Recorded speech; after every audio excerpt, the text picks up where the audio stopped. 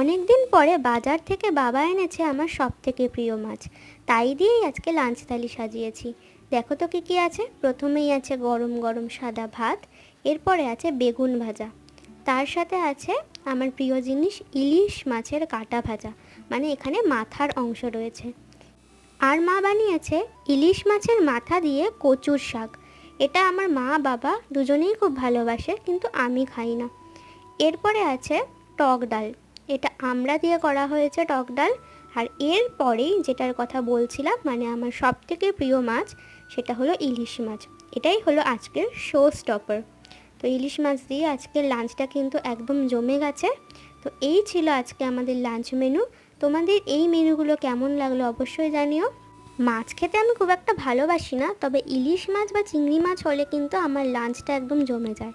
তো আজকের ভিডিওটা এতটাই, দেখা হচ্ছে পরের ভিডিওতে। টাটা।